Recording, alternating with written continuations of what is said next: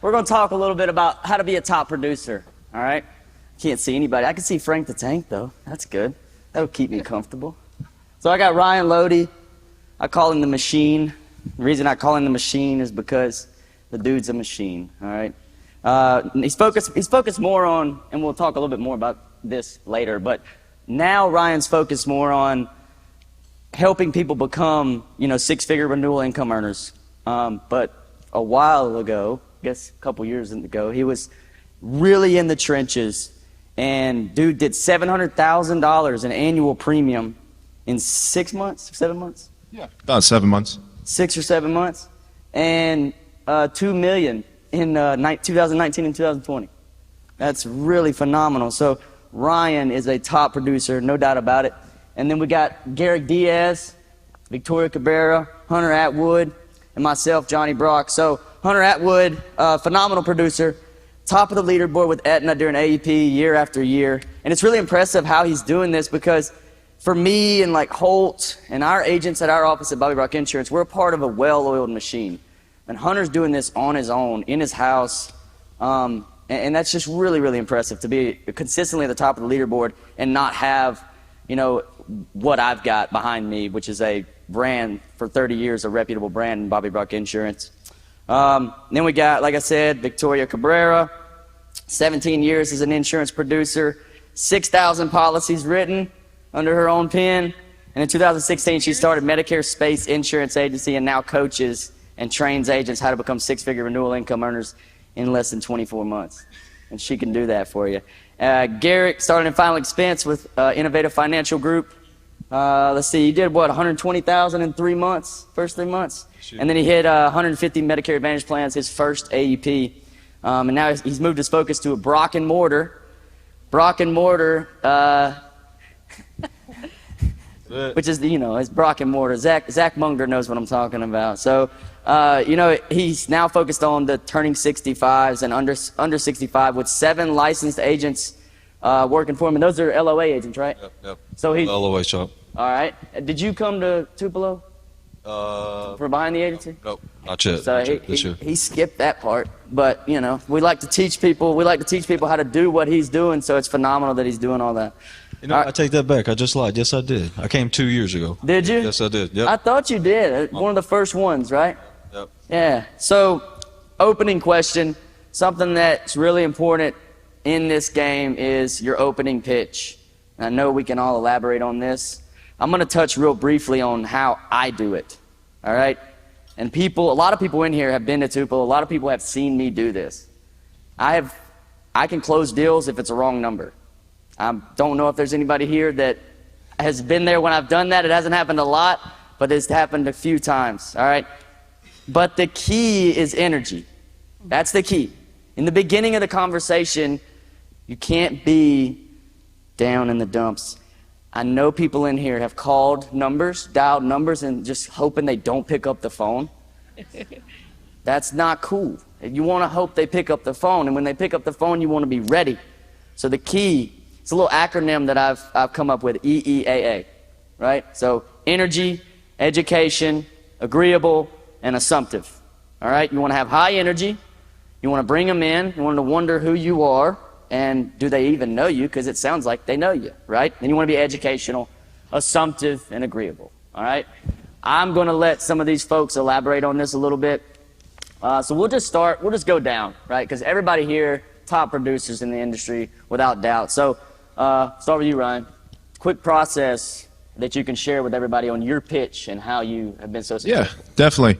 So me personally, I really think it's more of like setting the structure and the foundation from the beginning before the pitch. If you're not sold that you're going to be able to service and assist this, client that you're going to be speaking with, then you're going to have a hard time going into the sales process with good communication skills, high energy, like Johnny was talking about, and actually being able to present what you are presenting to them in a way that they'll receive the communication. So really selling yourself from the beginning, I think, is very, very important. Selling yourself like, I'm going to be able to service this individual, I'm going to be able to assist them, and I'm going to provide my utmost service to this individual that I'm speaking with. So I think that's probably the most important step, is setting that structure and that foundation of like, I'm going to be able to help them. And then the rest plays out. I mean, as long as you have that mindset and that attitude and that viewpoint, you know, you're going to figure everything else out later. So that's my key point there. Incremental contact attempts helps. So keep on talking to folks. Gerrick, you want to elaborate? Yeah, so of course know your systems, because if you don't know your systems and if you don't know what you're trying to accomplish from the beginning, middle, or the end of that phone call, you're not going to be able to take their hand and guide them along the way, right? So know your systems first and foremost. I'll talk a little bit more when we get to the objections part of it. But for me, whenever you talk to a lot of these seniors, you know, how many people, especially if you're doing a lot of telesales, you hear a lot more of the background commotion with the clients. You hear the TVs, the Medicare TV commercials going on in the background. You hear the grandkids running around, right? So there can be a lot of distractions, a lot of other things that are going on. And also a lot of families, or a lot of seniors are getting bombarded with a lot of robocalls. I don't know about y'all. I'm nowhere near 65, but I get the robocalls all the time, right? And so the clients are getting all those as well, right? So again, goes back to, are you leveraging the technology to make sure that they have the potential communications on the front end? So your phone says, hey, maybe this is Johnny, maybe this is Viktoria, whenever you do call them, so it's not such a familiar thing. We have to do a lot more than I just need to also just pick up the phone and call. There's a little bit more work that we have to do on the front end now, because because of just the way the market's kind of gone. But last thing I'll say, and I'll pass it on, the quality of your questions that you're going to ask whenever you get on the phone with the client is going to help determine how that entire call goes, right? How many people have ever been on a phone call with a Medicare client for 50 minutes and you realize, oh, this is going nowhere fast, right? Yep. Mm-hmm. The quality of your questions on the front end, but it will help you extract the information that you need to actually help them out, but you don't get there if you don't know your systems and if you're not confident. Yep. I always told the or myself, I've always gone into this without, I've had to train myself out of this because I've been in sales a very long time. But one thing I say is that don't go in the call with the intention to sell, because then people can hear that in your tone, your voice. And when you're already future pacing the sale from the beginning, people can pick up on that. But one thing I know Johnny will probably disagree. When I make a phone call, I don't say, hello, may I please speak with so-and-so? It's like, hey, Rita. Hey, Rita, it's Viktoria. I don't say, hello, may I please speak with Johnny? Hey, how are you doing today, Johnny? I don't do that. I don't do that either. Well, I don't know. I say, hey, Viktoria, it's Johnny Brock. How you doing? Yeah. So that's what I say. Yeah, he does do that. Okay. But so there's two things is I don't start a call off with, may I please speak with. I never do that. I train my agents not to do that. But also don't go in the call with the intention of selling because you're trying to find a problem. So just by getting rid of that, you take that anxiety of getting on the phone, and so that way you're focused on education, you're focusing on finding the problem, and just being a real person, talking to them. So I'm not going to lie, she totally said what I was going to say. Say it again. You might say it better. But as someone that spent the first 5 years in this just all in telemarketing sales, so, I was virtual over the phone. I can't tell you how important it is going into a phone call right from the beginning, making sure that you are sounding completely different from anybody else that's calling them.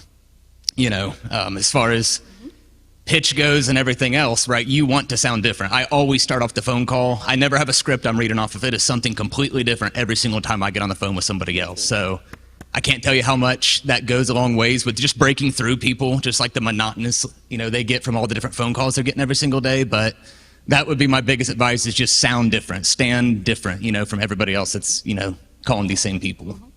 Fantastic. Good stuff, right? All right. So we're going to go over time blocks now. I know Ryan Loede's a big guy on this. So me personally, my whole day's a time block. I just go into the office and close the door and pick up the phone and dial all day. And that's one of the reasons that I've been so successful, is because ultimately, first of all, you get better over time, right? So if you start out and your goal is to just make as many contacts as possible, you're going to get better. The first time, you're going to feel dumb and you're not going to know what you're talking about half the time. So, you're going to get better and better and better and better and better. So for me, I've just gotten really good at sitting in my office, picking up the phone and smiling and dialing. That's it. So Ryan, we'll start with you again. How do you manage your time and put the appropriate time blocks in place in order to, set yourself up for success? Definitely, great question. So when it comes to managing time, I don't really necessarily think about managing time. I think about more of the creation of time. There's 3 subcategories of time, right? There's creating time, there's managing time, and using time. We want to be on that first level, which is creating time. How do we create time? And that's by setting these time blocks like Johnny is talking about, getting more done with the time that you have.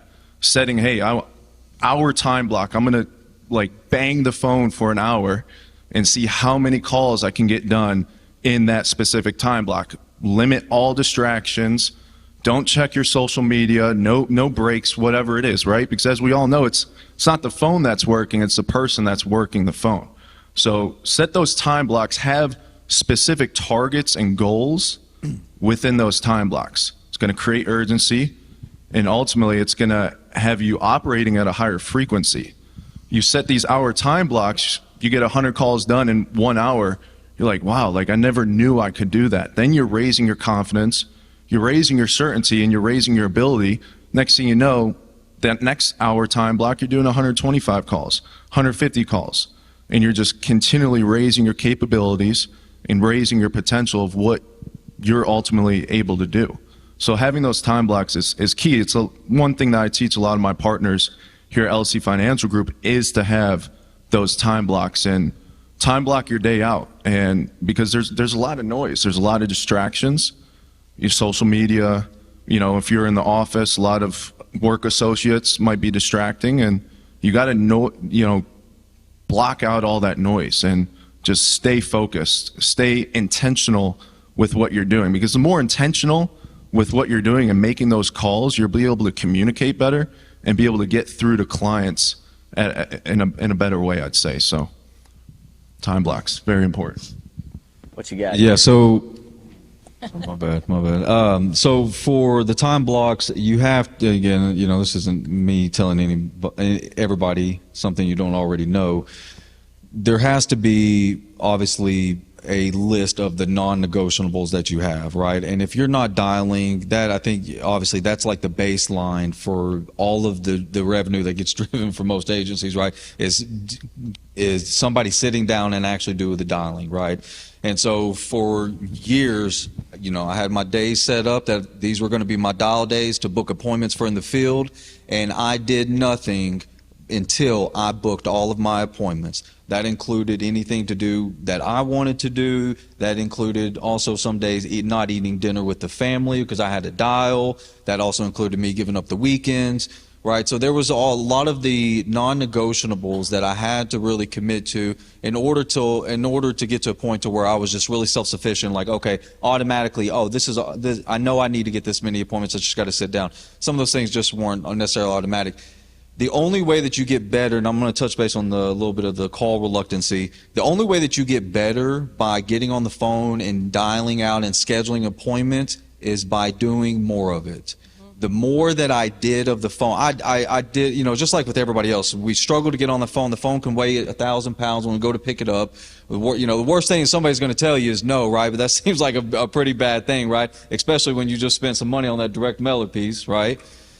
The only way that you get better at it is by going through the trenches, hearing a bunch of those no's. And guys, I'll tell you, there's only so many objections that you're going to go through, right? Whether you're scheduling appointments or you're on the phone full time and you're going through the full process, there's only so many objections that you can actually go through, right? So the faster it's like that fall forward fast, whatever, right? The faster you can go through that learning curve, it's going to help you, but it's also, most importantly, it's going to help your clients in the future, right? Because they deserve a better you, right? And the only way they get that is if you do the work. Well, I suck at time blocking. I'm going to be very honest. And my people will tell you, you suck at organization time. But in 17 years of my career, I've always just showed up. Like, you guys don't need to tell you the secret sauce of put your little red thing here and purple thing there. I don't do that. I show up. I show up to the office every day, 8:30. I don't leave sometimes till 6:30. That's as an agency owner. I'm just showing up every single day, and there's always something to do. The solution to the problem is when you don't have anything to do is pick up the phone and dial something, whether it's a provider office, whether it's your leads, whether it's following up with clients. There's always something to do. So I'm going to actually go against the time a little bit here. Is people can actually get too caught up with time blocking or getting too organized, because then you trick yourself that you're actually being busy and you're not. I like the way Justin says income producing activities. That is so true. When you're time blocking, well, let me train here and I'll do this hour to, get organized. That has never worked for me. I show up every day. We make the calls. We follow up with our clients. We do the work. When I was single producer, I made sure that I had something to do every single day. And if I didn't, I was making the phone calls, following up with my leads, calling, whatever I needed to do. So don't get too caught up with being fancy with time blocking either, because that can be just kind of like tricking yourself that you're actually being busy. So that's my take. My time management has changed over the years, from the early days of producing to now. But definitely at the beginning, I had to make a schedule for myself. And the more I practiced on that schedule, the more it became a habit. But when I was doing all virtual sales through telemarketing, just to kind of give you an example of what I was doing to manage my time to become successful, is I made a rule that I would have to call in the morning between 9 to 11, because people are usually home in the mornings.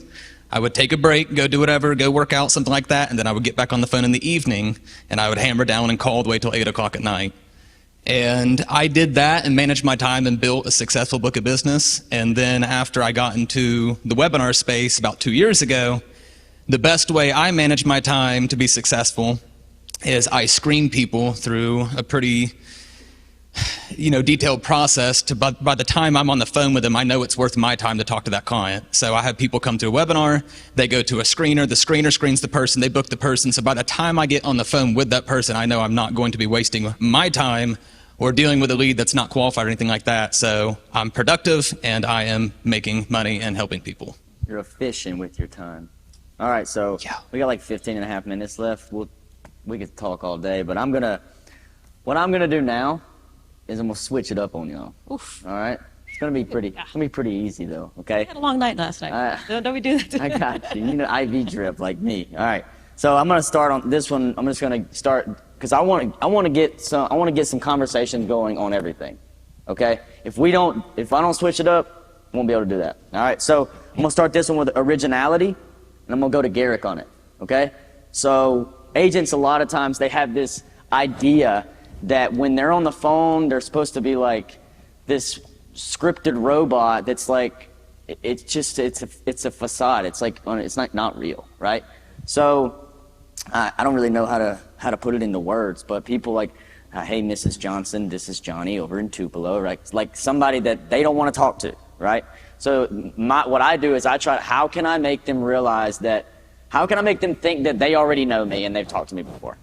That's what I'm kind of wanting to do. So Gerrick, how do you implement your own personality into your sales pitch?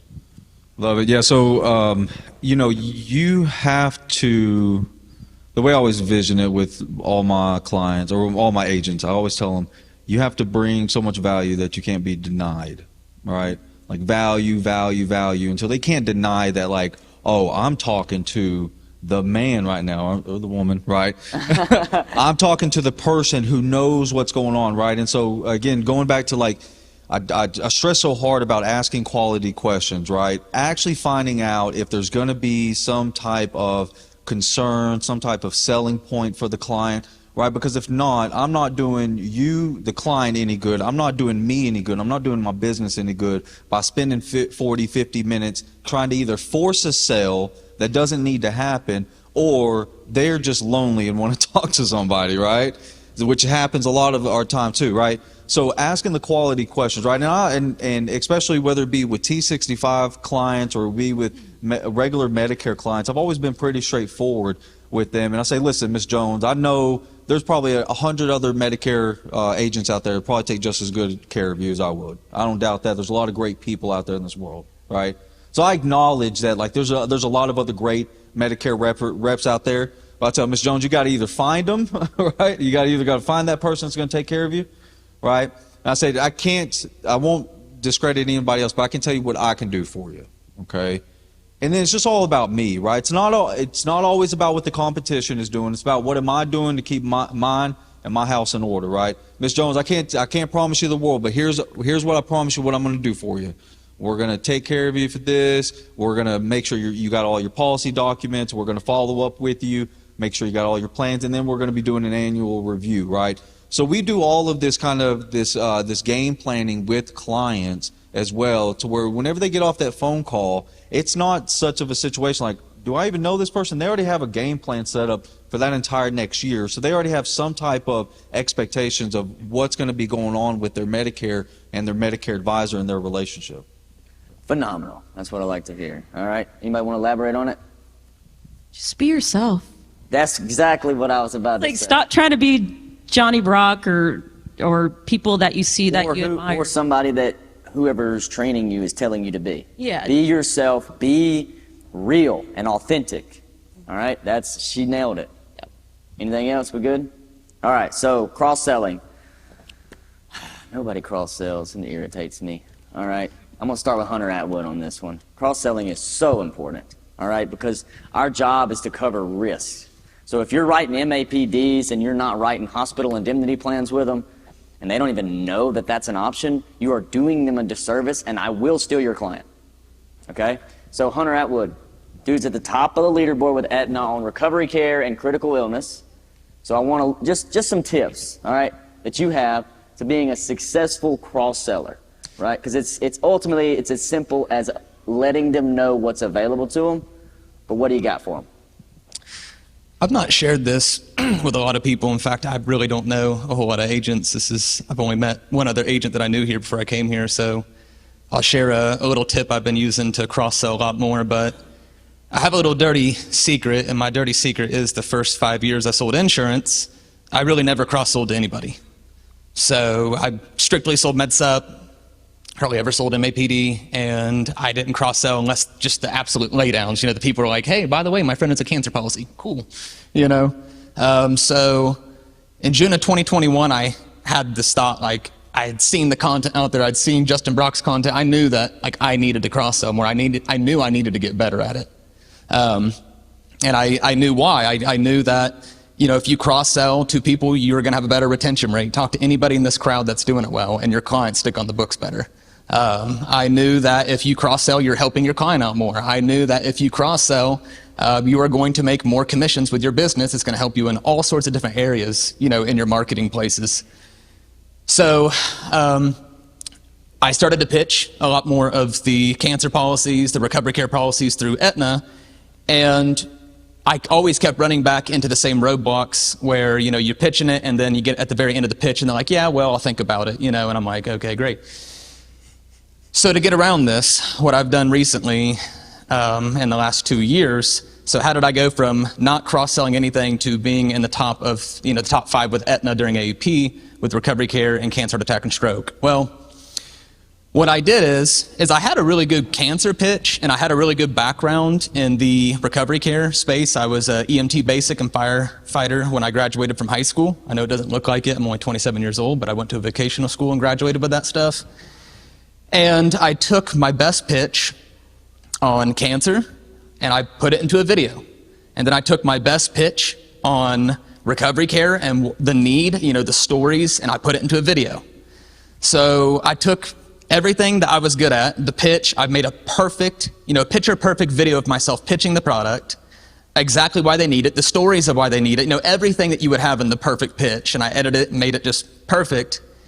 And then I always make sure that my clients see the video before I get on that first initial call with them. There was something that Josh said at the very beginning yesterday that stuck out to me, and it's like when people see things in like a media effect, it has this celebrity effect upon them where like if you're pitching it to them, it just seems like you're just trying to pitch them. But if they see it in a video first, it's more just like a head nod. So funny fact, the last 2 years, I really haven't pitched anybody on cancer products or recovery care products. I've more been lining up the videos that pitch them automatically. Thanks to platforms like GoGuru now, we can make sure that that stuff gets to them before we get on the appointment when they book with us through trigger links and retargeting, make sure they're watching it. And By the time I get on the phone with them, it is more of a, hey, did you watch that? Yeah. Okay. Do you want to add that? Sure. Do you have any rebuttals? No. Okay. Here's the health questions. So. Nice. You're setting yourself up there. I mean, you can sell more, just pitching to every single person you get. Maybe I'm a little bit lazy, but I just kind of like the casual head nod of, yeah, that sounds good, and then I'm just okay writing it. Yeah. So, well, I mean, assuming the sell. We got to just assume it, right? That's my little dirty secret. Nice. Well, Thank you, Hunter. Thank you, Hunter. That was a good. fantastic. Copied it. Yeah, Hunter just got real comfortable, you guys. All right, so I know something a lot of people probably want to hear about is handling objections. The key is to keep the conversation going, but you've got a real good definition of objections. What is it called, Ryan?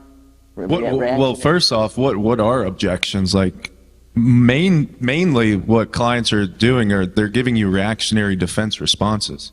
Yeah. Things that they're just saying off the tip of their tongue. They're going to tell any agent, not interested, don't have time, I'm going to the doctor, I already took care of this. Like, don't ever validate it as an objection. It's just something that they're telling you, hey, I hear you, I'm with you, and then just continue to move forward like Johnny was saying. Explaining the value of the product. The acknowledgement is the biggest key of it. Right. Acknowledge that you're hearing them. Acknowledge that you heard what they're saying.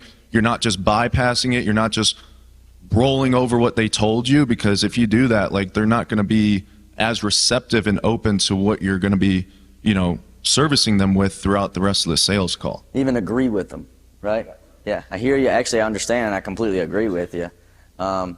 Funny note, and then circle back to just the value of the product. That's what I do. On the cancer, I do it all the time. Another one, real quickly. How important, Ryan, is it for agents to know their numbers and track their numbers so that they can properly grow in the direction that they're trying to grow in? Yeah, definitely. I mean, knowing your numbers, you're removing the mystery from what you're doing. When you know exactly how many calls you have to make to get a client on the phone, you're going to continue to persist, roll through adversity, challenges, all the rejection, all the no's that, like Gerrick was saying, a lot of agents are just scared of hearing. But when you know your exact numbers, like, you're going to raise your certainty and your confidence of, like, oh, I'm going to just continue to make calls. I'm going to continue to talk to clients, no matter how many clients reject, my offer that I'm offering them. I'm just going to continue to move forward because I know exactly what it's going to take to get a client on the phone, how many presentations it's going to take to actually close a client. And then you can just scale rapidly. You can scale your business even quicker, right? You can scale your leads even quicker. And, more profitability, it's key. It's very key. Justin said it yesterday, because in our agency, what we do is every Monday morning we track activity. We don't really focus on the application count and production. We have the BBI 1 premium and all that, but we track activity. Because, like, I might have a week which I consider to be low, where I'm aiming for 30 or 40 apps a week during the off season. I might hit 15 and I feel like that's low. But that week that I hit 15 applications, I had 17 hours of talk time. And then Holt had 50 applications and he had 12 hours of talk time. So that 17 hours and that 5 hours in between, and the difference in my activity and his, I'm going to get those applications back. It's all about activity and making those contacts. Does anybody else have anything they want to elaborate on? I love this topic. Okay, let's do it. So there's three things. If you're not call center, it's fine because this can work in appointments. But there's three things that you want to track, right? Dials, your contact rate. Well, actually four. So contact rate, conversation rate after 10 seconds, because that's usually how much it takes to get through your intro, and then your close ratio. And when you're having bad weeks, because sometimes you have not just bad days, bad weeks, right? You can almost, like Adriana sitting over there and Desiree, they track their numbers to the point where Adriana's like, man, I'm having 2 weeks, like, it's bad. I'm like, don't worry. Based on the numbers, you're going to get 2 more sales. And sure enough, the sales come because the numbers don't lie. So when you track those numbers, regardless of if you're one man or one woman, right? One man, one woman shop, or a business owner, that, I think if you do that early on, that will allow you to, just like Ryan said, to scale faster, but track the numbers, because then you're just kind of throwing your money away. And and you're just hoping that something, a sale falls through the sky. But at least you'll get through those bad days when you track those numbers. So. Gerrick? No, I won't add too much. The harder you work, the luckier you get. I think that's always like a Without thing a doubt. that we always hear, but you'll realize it's just a compounding effect. The more activity, the more rocks you turn over, the more you're going to find the treasure. That's all I got. It's amazing. It's the most people. How many times has somebody in here heard, "Man, you're really lucky. You got all this money and this stuff." It's like, yeah.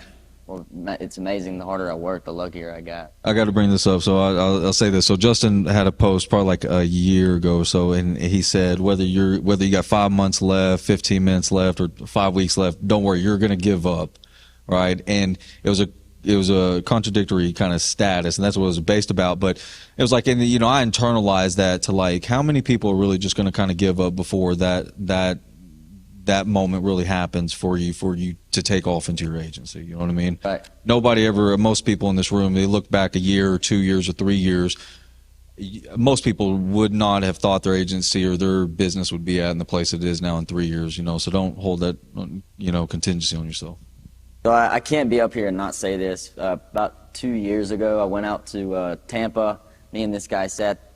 I watched him make some dials and just kind of wanted to pick up some tips and tricks. Something I've told a lot of people, and some of you may have heard it, is the only difference between contact and contract is a little R, which is the relationship. So the key to a sale is the rapport process. It is keeping them on the phone. I can't tell you how many times I've had somebody at the beginning of a conversation, I'm not ready to go yet, okay, and then I started talking about, hey, I can't hear you real good. Can you turn the TV down real quick? Like if their TV's too loud, tell them to turn it down. I can't think, and you can't either. They're not paying attention to you if their TV's loud. So make them turn the TV down. But now I'm just rambling. But the difference between contact and contract is the little R, which is the relationship. So focus on building a relationship, and the sales will come. But I did want to ask them, we've got 30 seconds, and Tony can come out here and drag us off stage, really. I'm not sure how we do this, to be honest. But Viktoria, Gerrick, Ryan, Hunter, let's start with Viktoria. Do you have, any keys to building a relationship, in that process? Yeah, so I think a lot, again, because we're all salespeople in here, so we tend to want to focus on the sell. So when you start asking the right questions, for example, if you're calling on generating a Facebook leads or whatever it might be, and it's specifically for a Medicare Advantage or dental, vision, and hearing, you tend to want to follow up on that specific benefit that they inquired about, rather than, okay, you're interested in some dental, how can we help there? You had to be asking more deep questions, and even aside from the dental, Mrs. Jones, is there anything else you think you might need help with? And so that way you're getting into this process of, and I know Matt actually, I don't know where he's at, but when you get into this process of asking those really deep questions, people feel like they're listened to, and they're just going to like you because people like to talk about their problems and what they want to fix, and and so I think once you just get them talking, they're going to love you. At that point, they just think you're a friend, so that's how I build a relationship on the phone. Relationships are key.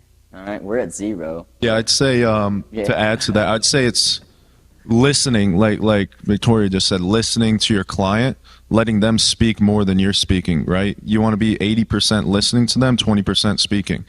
And then to add on to that is the 3 deep questioning and asking the right questions. Gerrick brought it up multiple times. Asking quality fact-finding questions, it shows them wow, this individual really cares about me. They want to make sure they're doing the right thing, and they reciprocate to that, and they appreciate that, right? And they see wow, this person's different. Like Hunter was saying with the pitch, this individual is different. That's how you're going to differentiate yourself. That's how you're going to build the relationship, is with that communication. All right, in closing, I've got to wrap it up. All right, but in closing, I cannot have this panel without mentioning this. Power-based reactivation, okay? You have to work your power base. And I'm going to let Ryan elaborate on this, and then we're going to get out of here.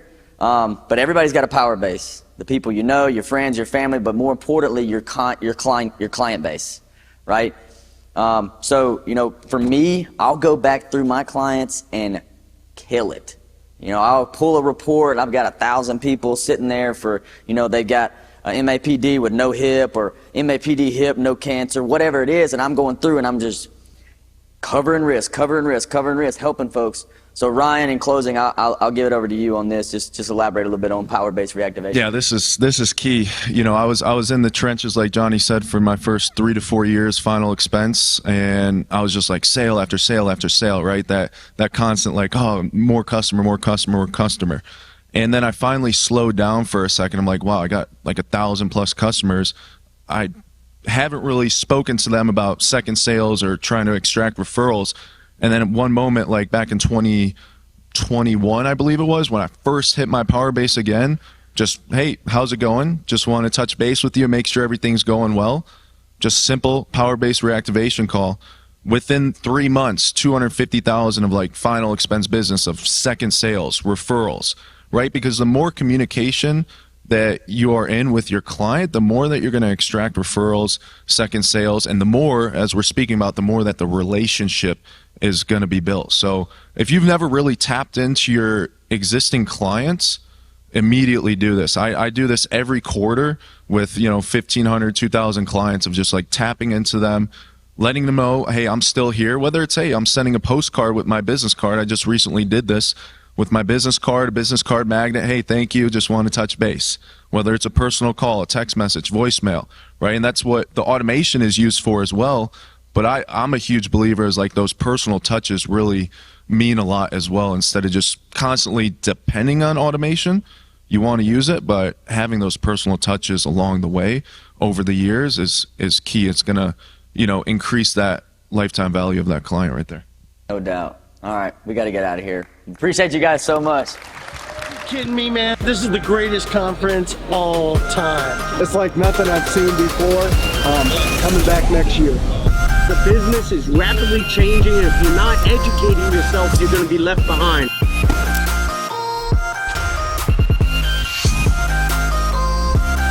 Great thing about MedicareCon and really any of these types of events, this one's so big, is you have all these people from chasing different pursuits in their business coming together and joining and sharing information. That's the best part of this. The conversations I've had with these guys right here, things that I wouldn't get just talking on the phone or anything like that. And the content here, it's been awesome. And Justin's done a great job, man.